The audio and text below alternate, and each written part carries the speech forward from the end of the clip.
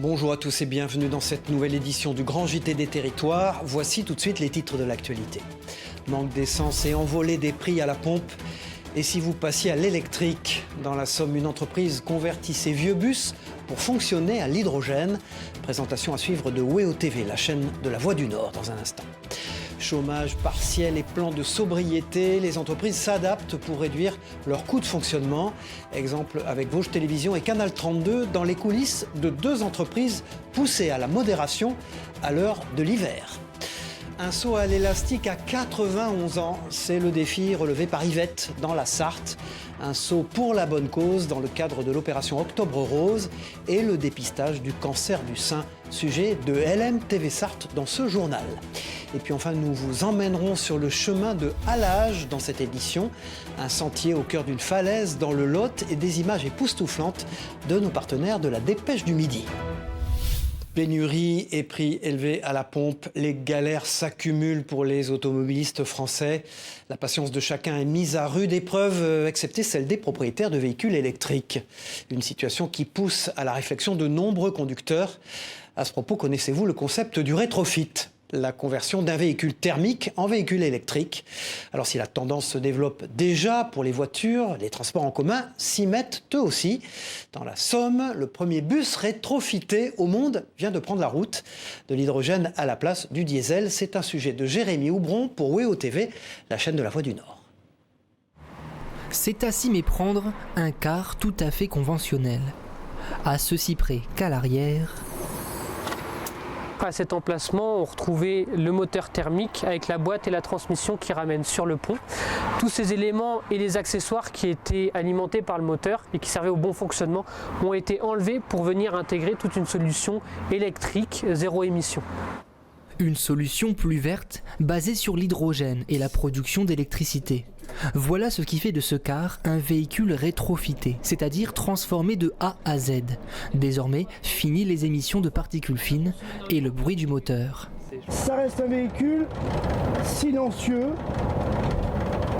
propre, vous voyez, je dirais même peut-être rassurant, parce que je suis tombé souvent en panne avec des véhicules thermiques. Il a fallu à cette PME picarde 4 années de travail et plus d'1 million d'euros pour concevoir le véhicule et en obtenir tous les brevets. L'alternative aux énergies fossiles fait déjà son chemin et séduit plusieurs villes de France et au-delà. Je pense que c'est l'avenir. Nous avons des projets des nouvelles installations qu'on va construire ici dans Gest-en-Santerre. Donc nous pensons sortir 10 véhicules rétrofités par mois. Dans quelques semaines, ce car rétrofité, première mondiale, commandé par la région Normandie, sillonnera les routes entre Rouen et Évreux, laissant sur le bas-côté ses homologues d'un autre temps. Voilà, qu'ils soient thermiques ou électriques, les cars comme les bus ont besoin d'un chauffeur pour être conduits. Une évidence alors que de nombreux postes sont à pourvoir un peu partout en France.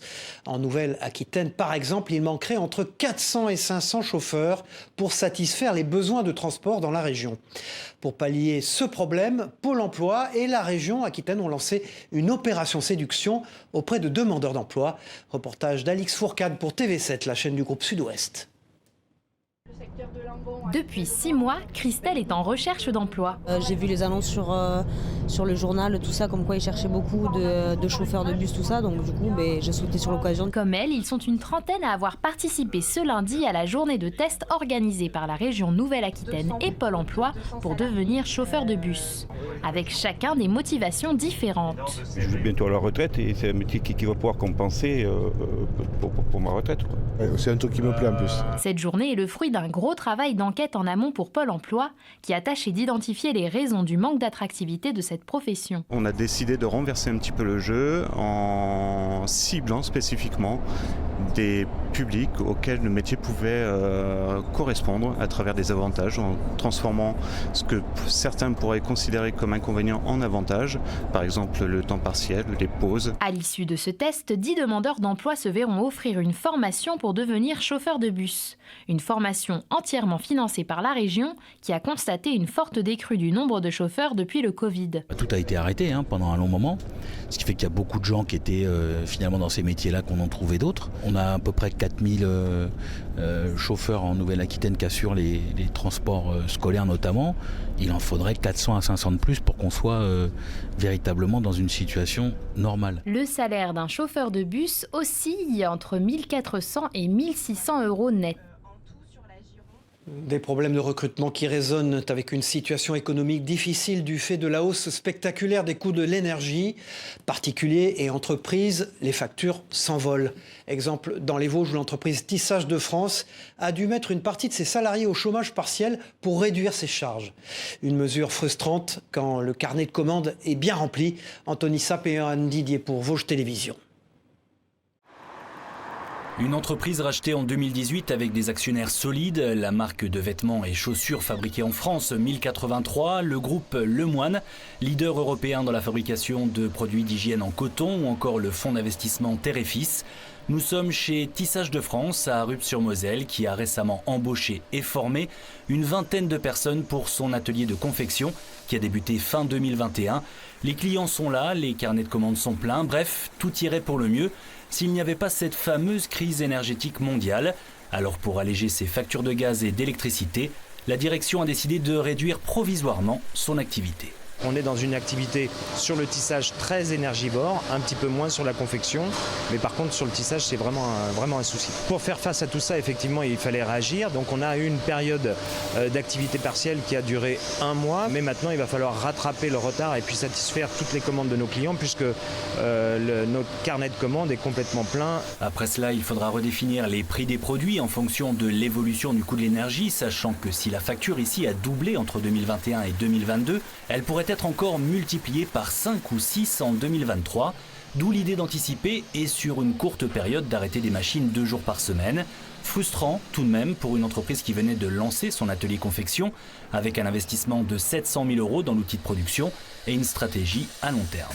En attendant, Tissage de France investit encore, on parle de 6 à 700 000 € pour 8 nouveaux métiers à tisser, plus modernes et moins énergivores. Ils sont attendus en 2023. L'idée est de parvenir au moins à stabiliser le chiffre d'affaires annuel de 4,5 millions d'euros. Voilà, et dans ce contexte, le gouvernement invite toutes les entreprises à réduire leur consommation énergétique. Nombre d'entre elles ont déjà adopté ou sont en passe de le faire un plan de sobriété. Baisse du chauffage dans les locaux, extinction des lumières ou des outils informatiques. Les solutions sont nombreuses et souvent efficaces dans le temps, vous allez le voir. La preuve dans l'Aube, sur l'un des sites de l'entreprise Bonduelle, images et réactions récoltées par la rédaction de Canal 32 sur place. Ne serait-ce que d'enlever les couvercles et de réduire l'épaisseur des plastiques. On a réduit de presque 450 tonnes l'an dernier les plastiques. À titre d'exemple, depuis 2015, on a divisé par 2 la consommation en eau sur le site et on cherche aujourd'hui énormément de pistes pour réduire les consommations en électricité. On va vraisemblablement passer d'une semaine de 5 jours à 4 jours, l'activité aidant, parce que l'activité est plus faible dans cette période, et avoir tout ce qui est lumière, énergie coupée sur les machines. Réduire sa consommation énergétique, c'est aussi s'engager dans la préservation de l'environnement, à l'instar du développement des énergies propres. Parmi elles, l'éolienne est incontestablement la plus connue, mais aussi la plus débattue en France. Si son aspect extérieur est souvent critiqué pour enlaidir les paysages, son intérieur, lui, nous est encore secret. Alors que se cache-t-il dans une éolienne? Les révélations et explications de la chaîne TVR, près de Rennes, ce reportage. À la question à quoi ressemble l'intérieur d'une éolienne, voici la découverte de l'une d'elles sur le parc éolien de Theillet, au sud-est du département. La visite commence par le passage dans un monte-charge, puis la prise d'une échelle exiguë, avant de se retrouver à 100 mètres de hauteur, dans ce qu'on appelle la nacelle, la partie rectangulaire au-dessus du mât, à la base des pales. C'est ce qu'on appelle le moyeu ou le hub, donc il y a les 3 pales. Derrière moi, il y a la multiplicatrice qui permet de multiplier l'énergie, donc ça peut créer un rapport de 100. On arrive à 1200 tours minute, la génératrice, et derrière vous, le convertisseur. Donc qui derrière, l'énergie 690 volts qui est multipliée après avec le transformateur en 20 000 qui est réinjecté sur le réseau. Cette éolienne à 3 millions d'euros appartient à la société bordelaise Valorem, qui entend bien en implanter beaucoup d'autres dans le département. Elle devrait bénéficier des dernières annonces gouvernementales en faveur de ce secteur. Un projet comme celui qu'on a juste derrière nous, il a mis 17 ans à se construire, ce qui est beaucoup trop long. Nous, on pense que ces projets-là, on peut, en prenant le temps de concerter avec la population, en prenant le temps de faire toutes les études environnementales nécessaires, on pense que c'est des projets qui peuvent sortir de terre en 4 ans. Valorem possède déjà les 4 éoliennes du site de Teillet, installées en 2019. Elle travaille à ériger la prochaine pour 2025. Une des grandes villes de France face aux enjeux du changement climatique, voilà la thématique du magazine Le Point dans sa dernière édition spéciale consacrée à la ville de Nice. L'hebdomadaire revient notamment sur les menaces auxquelles est exposée la commune entre hausse du niveau de la mer, incendie et tremblements de terre.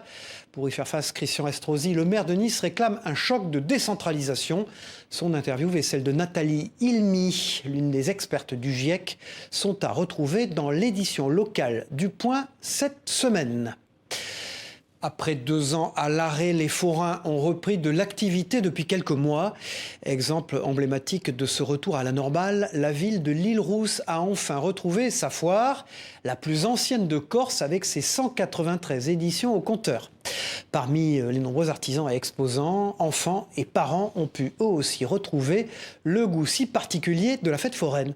Alors comment l'ensemble de la filière a-t-il survécu pendant la crise? Et surtout, comment se passe ce retour aux affaires? Élément de réponse au micro de Loïc Leprince et de Cyprien Rebatté pour Via Télé Paésé en Corse. Grand 8, auto-tamponneuse ou encore machine à pince. Tant d'attractions qui avaient disparu de notre quotidien pendant la crise du Covid. Depuis mai, forains et foraines ont pu reprendre du métier. Mais pour ces professionnels, difficile d'oublier cette période compliquée. Parce qu'il y avait quand même les assurances à payer, parce qu'ils n'étaient pas d'accord qu'on soit arrêté de suspendre les assurances. Bon, ce qu'on n'a pas trouvé sympa de leur part. On ne cache pas qu'on a eu quelques petites dettes aussi. Mais là ça va, là, on est content depuis le mois de mai, tout le monde a bien travaillé. Sur 24 mois, on a travaillé à peu près 4 mois, donc on a eu assez dur, mais là on est bien reparti et on espère que ça va durer. On a gardé nos prix, on fidélise nos clients, depuis plus de 50 ans qu'on est là, donc on garde nos prix. Faut pas qu'ils en subissent les conséquences non plus. On est sur le continent, donc c'est pas la même clientèle. Ici, je pense qu'il n'y en a pas beaucoup de manèges comme ça. Vous n'avez pas de parc d'attractions, donc les jeunes ici ils se lâchent plus que sur le continent, on va dire. 2 années blanches pour les forains, mais aussi pour les enfants. Alors, à la sortie des cours, impossible pour les écoliers de ne pas passer à la foire de l'Île-Rousse. Je fais un manège avec mes amis. Oui, je m'amuse bien. Trop bien. Génial. C'est génial. Magnifique, franchement. J'aimerais bien voir tout ça. Une fois par an, si... C'est pas assez une fois par an? Ouais, c'est pas assez. Les sourires sont bien revenus sur les visages des forains et des enfants. Et si ces professionnels ont travaillé d'arrache-pied pour la foire de l'Île-Rousse, le repos ne sera que de courte durée. Dès la semaine prochaine, beaucoup repartiront installer leur manège au Salon du Chocolat à Bastia. Voilà, et les amateurs de sensations fortes salueront sûrement le courage d'Yvette. Yvette, c'est une femme de 91 ans qui a décidé de se lancer dans le vide. Un saut à l'élastique à 45 mètres de haut au profit de l'opération Octobre Rose et de la lutte contre le cancer du sein. Cette dynamique nonagénaire n'a qu'un mot d'ordre, profiter jusqu'au bout et croquer la vie à pleines dents. Hélène Galliana a tenté de la suivre, cette sportive, pour la rédaction de LMTV Sarthe. Regardez. Un saut à l'élastique, ça se mérite. Et avant de foncer dans le vide, il faut monter les 45 mètres de hauteur qui la séparent du viaduc. Et ça ne fait même pas peur à Yvette. C'est le pas pressé qu'elle monte la centaine de marches. Au sommet, l'adrénaline l'attend. C'est moi l'artiste. Nous avons vu une dame arriver d'un certain âge et qui nous a demandé si elle pouvait sauter à l'élastique. On a été surpris au début, on lui a demandé son âge et elle, sans hésiter, elle nous a dit 91 ans. Donc on a réfléchi avec elle, elle nous a bien expliqué que c'était une femme sportive et puis on a pris le challenge de la faire sauter à l'élastique. Et donc ça fait son 4e saut, là aujourd'hui, elle est venue s'entraîner pour la Octobre Rose. Une détermination qui force l'admiration. Je suis très étonnée, je trouve ça extraordinaire tout ce qu'elle fait. Elle m'épate, elle est extraordinaire. Ça va, j'avais un petit peu d'angoisse, mais ça va. Ça va être mon tour, ça va. C'est parti. Oui. C'est le rêve. On ne pense à rien. Voler, je voudrais être un oiseau, comme dans la chanson. Je suis un oiseau. Rendez-vous au saut en parachute ? Oui. C'est le prochain objectif ? Oui. Quand ? Je sais pas. Peut-être cette année. Je voudrais cette année. Enfin, on vous partage le secret qu'elle nous a confié pour se maintenir en forme. Yvette marche chaque jour, environ 10 km. Du courage et de la bravoure encore dans ce journal avec l'hommage rendu à Limoges au dernier survivant du massacre d'Oradour-sur-Glane, Robert Hébras, qui a survécu à l'une des pires tragédies de la Seconde Guerre mondiale. Ce passeur de mémoire a reçu la médaille de la ville et a inauguré la plaque d'un futur centre de loisirs qui portera son nom. Un lieu intergénérationnel comme un symbole pour celui qui a perdu sa mère et ses sœurs durant le massacre nazi qui fit 643 victimes en juin 1944. Écoutez Robert Hébras et le maire de la ville d'Oradour-sur-Glane au micro d'Alain Druot de la rédaction de 7 à Limoges. Généralement, ça se fait après le décès de la personne. Je suis très heureux qu'on le fasse. Lorsque je peux y assister, être honoré par la ville de Limoges, c'est quand même quelque chose d'important. C'est important parce que ça a été un vrai passeur de mémoire et c'est quelqu'un qui a œuvré sans relâche pour la réconciliation, en particulier la réconciliation avec l'Allemagne. 40 ans, ça se fête en jaune et en bleu quand on s'appelle Ikea. La célèbre marque suédoise a célébré son anniversaire d'une drôle de manière dans l'un de ses magasins à Saint-Étienne. Un défilé était organisé au milieu des allées par un lycée local des métiers de la mode. Un événement surprenant et pédagogique pour ces futurs créateurs qui ont dû travailler avec les fameux sacs aux couleurs de l'enseigne, comme vous le voyez sur ces images de TL7, la télévision de la Loire. Réaction recueillie par Chantal Joissard, regardez. Au niveau de la créativité, on a laissé les élèves d'instinct faire des choses, donc démonter les sacs, récupérer des sangles, créer du volume. Ils ont été quand même assez brillants dans cet exercice-là, dans l'atelier créatif. On a eu très peu de temps entre le moment où on nous a dit pour le défilé et puis le moment où il a fallu le faire. Et il a fallu beaucoup réfléchir, trouver des solutions. Il y avait certaines choses qu'on ne pouvait pas faire juste avec du plastique parce que ça n'a pas la même tenue qu'un tissu. C'est vraiment parti en fait d'une petite aventure au départ et de voir aujourd'hui ces 40 tenues, c'est plus qu'incroyable. Voilà, incroyable et atypique de la part de ces lycéens. En tout cas, bravo à eux. Tout à fait autre chose, huîtres, moules, palourdes ou encore coquilles Saint-Jacques. Les Français, c'est bien connu, raffolent des coquillages. Et parmi les régions les plus consommatrices, on retrouve bien sûr la Bretagne. C'est à Vannes, justement, que se tenait il y a quelques jours le salon de la filière de la conchiliculture. 140 professionnels se sont donné rendez-vous pour présenter les innovations du secteur très impacté par les phénomènes climatiques. Le point avec Laurence Leray de TBO, la chaîne du groupe Le Télégramme en Bretagne. Le mollusque comestible connaît toujours autant de succès avec une forte activité en matière de consommation l'été dernier. Seul bémol, la sécheresse qui n'a pas épargné la production de coquillages. Depuis le début de l'année, on n'a quasiment pas eu de pluviométrie, ce qui fait qu'on n'a pas d'apport de sels minéraux en mer. Et donc la photosynthèse avec le soleil se fait moins bien, ce qui fait qu'elle grossisse moins. Et ça s'est vraiment vu sur les moules cette année. Si la qualité de l'eau reste son cheval de bataille, la conchiliculture souhaite également relever le défi environnemental dans son ensemble et nombreuses sont les innovations technologiques comme celle-ci, ces poches ostréicoles en biomatériaux testées sur 1000 parcs en France. Il n'y a plus de plastique, tout est à base en fait végétale, mais on les travaille de manière à ce qu'elle ait la propriété d'un matériau traditionnel. Autre innovation, cette fois-ci en matière de recyclage, ce collecteur pour huîtres, fabriqué à l'origine avec 3 plastiques différents, sera désormais proposé en monomatière dès 2023. On se doit, en tant que revendeur, d'avoir quand même sur ces questions environnementales des choix pertinents à proposer à l'avenir au niveau de nos matières, et principalement ces matières plastiques qui sont quand même des matières très communément utilisées dans les métiers de la conchiliculture. La filière s'engage pour la planète et veille à ce que l'on puisse continuer à déguster ces produits uniques et délicieux. Voilà, et des trésors gustatifs de la Bretagne, passons aux richesses aveyronaises sur une péniche. C'est le concept original d'Aveyron en Seine. Pour sa 3e édition, des chefs d'entreprise et des décideurs du département étaient invités à partager un repas gastronomique à bord d'une péniche au cours d'une mini-croisière sur la Seine. Une occasion idéale pour renforcer les liens économiques entre la capitale, Paris et l'Aveyron, mais aussi pour découvrir les produits locaux. Regardez ce reportage appétissant de Christophe Rigaud. Une péniche au pied de la Tour Eiffel pour mettre en valeur les produits d'un département. C'est le projet original d'Aveyron en Seine. Sur le bateau, 5 chefs vont préparer un repas gastronomique pour une soirée événement qui va rassembler les Aveyronnais de Paris et d'ailleurs. Et dans les assiettes, tous les produits sont aveyronnais. Il va y avoir un menu avec un gazpacho de cèpe avec de la focaccia à l'huile de noix, avec du bœuf séché. Donc ça sera l'entrée. Ensuite, on va passer sur du veau d'Aveyron et du ségala, un peu notre produit phare de l'Aveyron dont on est très très fiers. Et on va travailler les filets mignons qu'on a fait rôtir.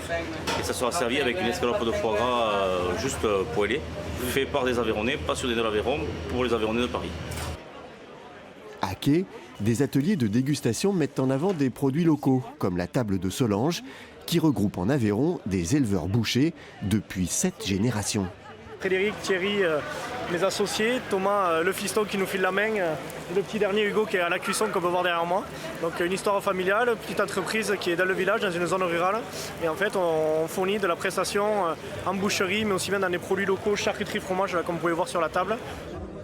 Mais Aveyron en Seine, c'est bien plus qu'une croisière gastronomique. Autour des tables, 400 décideurs et chefs d'entreprise. Une occasion de favoriser les liens historiques qui se sont créés entre la capitale et l'Aveyron. Beaucoup d'Aveyronnais ont créé de très très belles entreprises à Paris. Ils ont véhiculé de l'Aveyron à Paris les valeurs de l'Aveyron, qui sont la valeur travail, la valeur solidarité, la valeur authenticité. Et aujourd'hui, il y a autant d'Aveyronnais installés à Paris que d'Aveyronnais en Aveyron. Aveyron en Seine devient ainsi un rendez-vous important pour l'économie aveyronnaise. Dans ce genre de réunion où on se retrouve entre Aveyronnais, ils s'échangent beaucoup de cartes de visite, beaucoup d'idées. Et si ce soir-là, si aujourd'hui, ce soir, il ne se fera pas nécessairement des affaires, c'est le début d'un long cheminement qui peut se faire entre Aveyronnais restés au pays et des Aveyronnais qui sont sur Paris. On dit bien qu'il y a plus d'Aveyronnais à Paris qu'en Aveyron. Et bien sûr que c'est important de venir ici. Et après, pour pouvoir développer le business et les vendre sur la capitale. Après 2 heures de croisière sur la Seine, les Aveyronnais ont déjà pris date pour la 4e édition et continuent ainsi à faire vivre cette belle histoire entre Paris et l'Aveyron. Ils sont davantage connus pour faire de belles images de nos territoires ou pour être exploités dans des missions de surveillance. Les drones sont aussi utilisés aujourd'hui dans l'épandage. Cette nouvelle méthode de dispersion pourrait être une solution d'avenir pour les vignerons notamment. Principal avantage, son usage simple dans des zones difficiles d'accès. Et si la réglementation est encore assez lourde pour ces engins télécommandés, la méthode pourrait vite se démocratiser, vous allez le voir. Précision de Sébastien Germain pour 8 Mont-Blanc. Benoît Pinger n'est ni vigneron ni viticulteur et pourtant on le retrouve ce matin-là en train de traiter des vignes du côté de Détrier en Savoie. Cet opérateur de drone installé à Juvigny en Haute-Savoie est en mission. Depuis quelques temps, il tente d'importer en France l'épandage par drone, une pratique très utilisée en Suisse. J'ai commencé en forêt, donc l'objectif c'était de développer l'application drone en forêt. Et je discutais avec mes collègues qui étaient dans la viticulture, en chambre d'agriculture, et ils m'ont dit qu'il y a un réel besoin d'apporter une solution dans les fortes pentes. Alors certes, même si la demande est très présente, l'utilisation de ce drone atypique n'est pas sans contrainte administrative, notamment une étude de risque air et sol. D'un poids minimum de 42 kg, l'appareil doit être immatriculé comme un avion, mais une fois ces difficultés contournées, son utilisation peut s'avérer très opportune. Le gros avantage du drone, c'est la pénibilité du travail. C'est-à-dire que là encore, c'est encore mécanisable en chenillard, mais il y a des zones qui sont totalement manuelles, où là, le drone a vraiment sa place. C'est-à-dire qu'au lieu de porter 30 kg et d'avoir le pulvérisateur sur le dos et d'être dans le nuage de produits, l'opérateur est totalement en dehors de ça. Adrien Berlioz, vigneron savoyard depuis maintenant 15 ans, est un des clients de Benoît Pinger. Et alors que la réglementation française interdit pour le moment l'épandage aérien de produits phytosanitaires, il en a même profité pour repenser son modèle. Du coup, on a réfléchi autrement et on s'est dit on va utiliser que des produits naturels. Pourquoi pas de l'homéopathie, pourquoi pas des huiles essentielles, après tout type de produits comme les purins, les décoctions, etc. Et du coup, on s'est dit voilà, on va limiter vraiment tous les produits phytopharmaceutiques. En attendant de savoir si les drones de pulvérisation peuvent à terme devenir une solution pérenne, Benoît Pinger est un des 6 membres fondateurs de l'APADAT, une association qui œuvre à la structuration et à l'évolution de la législation. Voilà, et l'usage des drones, je vous le disais, se fait surtout aujourd'hui pour la production audiovisuelle. Regardez à ce propos ces très belles images fournies par nos partenaires de la Dépêche du Midi du chemin de Halage dans le Lot. Un sentier, comme vous le voyez, au cœur d'une falaise qui avait une fonction commerciale par le passé. Il fait aujourd'hui le bonheur des promeneurs et de nos yeux avec ces images très spectaculaires. Voilà, c'est la fin de cette édition du Grand JT des Territoires. Merci de nous avoir suivis. On se retrouve très vite pour une prochaine édition. Au revoir à tous.